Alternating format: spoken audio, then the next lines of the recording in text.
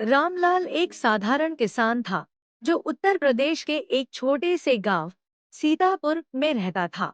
उसके पास ज्यादा जमीन नहीं थी, कुल मिलाकर 2 बीघा खेत जो उसके पूर्वजों से उसे विरासत में मिला था। रामलाल दिन रात मेहनत करता, हल चलाता, खेत जोतता और सिंचाई करता। उसकी पत्नी गीता उसका हर कदम पर साथ देती थी और घर के साथ साथ खेती में भी हाथ बंटाती थी। उनके 2 बच्चे थे, एक बेटा मोहन और एक बेटी राधा। खेती आसान काम नहीं थी। कभी सूखा पड़ जाता तो कभी अतिवृष्टि हो जाती, फसलें बर्बाद हो जाती। एक बार जब गांव में बाढ़ आई तो कई किसानों ने मुआवजे के लिए अधिक नुकसान दिखाया। पटवारी ने रामलाल से भी कहा कि अगर वह कुछ पैसे दे दे तो उसका नुकसान ज्यादा दिखा देगा और उसे अच्छी राशि मिल जाएगी।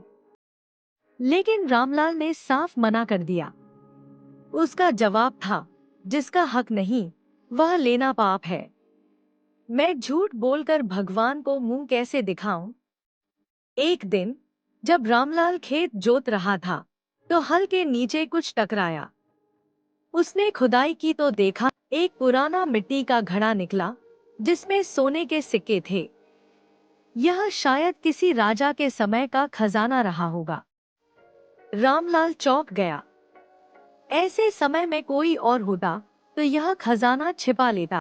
पर रामलाल ने तुरंत गांव के मुखिया को बुलाया और पूरी बात बताई।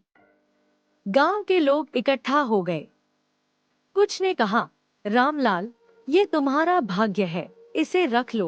लेकिन रामलाल ने कहा, ये धन मेरा नहीं है, यह सरकार की संपत्ति है, मैं इसे तहसीलदार को सौंपूंगा।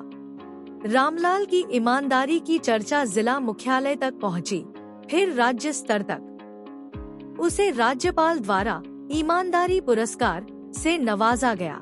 मदद दी, उसके खेत की सिंचाई के लिए ट्यूबवेल लगवाया और एक ट्रैक्टर भी दिया। लेकिन रामलाल ने कहा, मैंने ईमानदारी इसलिए नहीं दिखाई कि मुझे इनाम मिले, बल्कि इसलिए कि मैं अपने बच्चों को सही रास्ता दिखा सकूं। रामलाल की कहानी दूर दूर तक फैल गई। गांव के युवक अब उससे प्रेरणा लेने लगे। गांव में अब लोग ईमानदारी की मिसाल रामलाल को मानते। बच्चे उसकी कहानी पढ़ते और स्कूलों में शिक्षक उसे उदाहरण के रूप में पेश करते।